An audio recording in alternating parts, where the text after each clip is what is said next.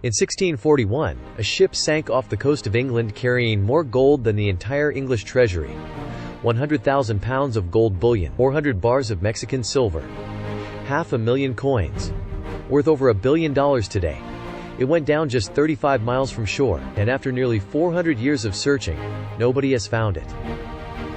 The Merchant Royal was built in 1627 at the Royal Naval Dockyard in Deptford, London. 700 tons, 157 feet long, armed with 32 bronze cannons. Her captain was John Limbrey, a veteran sailor who owned the ship himself.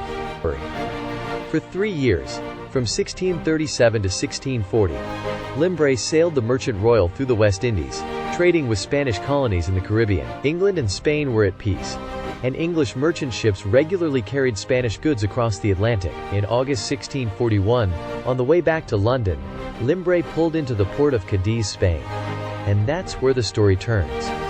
A Spanish ship in the harbor was overloaded with treasure, gold and silver from the mines of Mexico, destined for Antwerp. It was payment for 30,000 Spanish soldiers stationed in Flanders. The Spanish needed someone to carry the overflow. Limbrey took the contract. His ship was already taking on water. The hull had been leaking since the Caribbean voyages. But the money was too good to refuse. He loaded 100,000 pounds of gold, 400 bars of silver, nearly 500,000 pieces of eight, and set sail. The plan was to sail up from Cadiz, possibly stop at Dartmouth for hull repairs, then continue to Antwerp to deliver the Spanish treasure. The sister ship, the Dover Merchant, sailed alongside. But the Merchant Royal never made it to Dartmouth. On September 23, 1641, about 35 miles from Land's End, the southwestern tip of England, the pumps failed. The hull had been leaking for weeks. In rough seas, with water pouring in faster than the crew could bail, the ship went down.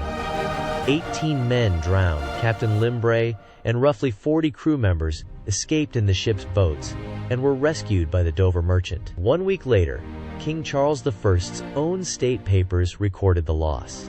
The entry called it the greatest that was ever sustained in one ship, being worth 400,000 pounds at least. The Antwerp merchants who owned most of the bullion were described as the greatest losers. That 400,000 pounds in 1641 money is worth over $1 billion today, and just 5 months after the Merchant Royal sank, England plunged into civil war. The treasure that went down with the ship could have changed the course of that war. Instead, it sat on the ocean floor, where it still sits today. The location sounds simple: 35 nautical miles from Land's End. But in 1641, navigation was done by dead reckoning, estimated positions based on compass headings and speed guesses. The actual sinking location could be anywhere in a 200 square mile area of the English Channel. And that area is one of the most challenging search environments on Earth. 3 ocean currents collide off Cornwall: the Gulf Stream from the south, the Celtic Sea Current from the north, and the English Channel flow from the east. The result is powerful tidal forces that constantly shift the sandy seabed. The wreck could be buried under meters of sand. It could have been exposed by one storm and buried by the next. A wooden ship from 1641 may have disintegrated entirely, leaving only scattered metal objects, gold, silver, cannons, strewn across the ocean floor. Then here's the real problem. Thousands of other shipwrecks litter this area. For centuries, this was one of the most dangerous shipping lanes in the world. Every sonar scan picks up dozens of targets. Most of them are not the Merchant Royal. The water is 60 to 150 meters deep, too deep for recreational divers, too shallow for the deep ocean equipment designed for 4,000-meter operations. It's a frustrating middle zone, where you need expensive technology, but don't get the clean, stable conditions of the deep ocean. The first serious search came in 2005, when Odyssey Marine Exploration, the American treasure hunting company, began scanning the seabed off Cornwall. In 2007, they announced a spectacular find: 17 tons of coins worth $500 million, pulled from the Atlantic in what they called the Black Swan Project. The media immediately speculated, was this the Merchant Royal? It wasn't. The coins were dated to the mid-18th century, more than 100 years too late. The wreck turned out to be the Nuestra Señora de las Mercedes, a Spanish warship sunk in 1804. And as we covered in a previous episode, Spain sued. Odyssey fought for 5 years. They lost everything. Every coin went back to Spain. Then in 2019, Cornish fishermen aboard the Spirited Lady hauled up a massive anchor in their nets, 20 miles south of Land's End, 300 feet down. It was dated to the 1600s. The right period. The right location. The media went wild, but treasure hunter Todd Stevens, who'd been searching the area for years, examined it and declared it Dutch in origin, and probably from a later century. The anchor remains inconclusive. The most serious current effort began in 2024. A company called Multibeam Services, based in Redruth, Cornwall, deployed 2 autonomous underwater vehicles worth £3.5 million each. Their team leader, Nigel Hodge, is a former commercial fisherman and diver with 35 years of marine exploration experience. His team of 11, mostly former Cornish fishermen who know these waters intimately, is scanning 200 square miles of seabed. A documentary crew led by Jason Fox from Channel 4's SAS, Who Dares Wins, is filming the hunt. Hodge told reporters, "We will definitely find it." As of 2026, no discovery has been announced. Even if someone does find the Merchant Royal, keeping the treasure would be its own battle.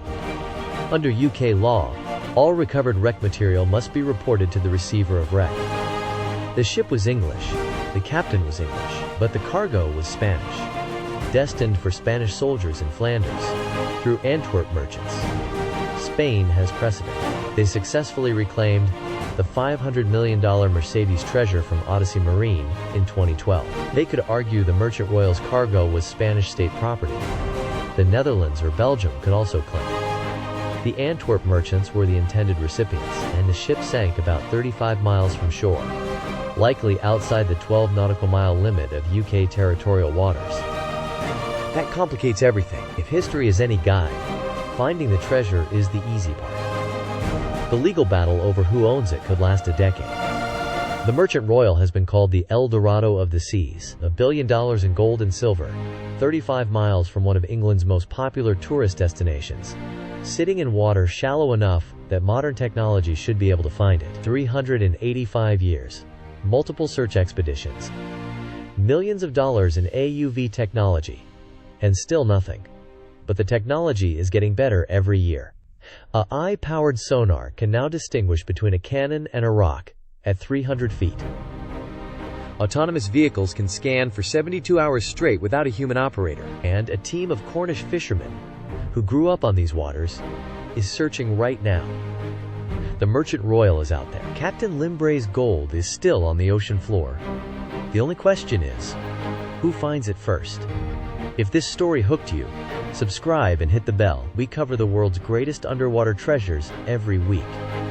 And if you missed it, watch our breakdown of deep-sea mining economics, the video that explains why finding treasure is easy compared to actually keeping it.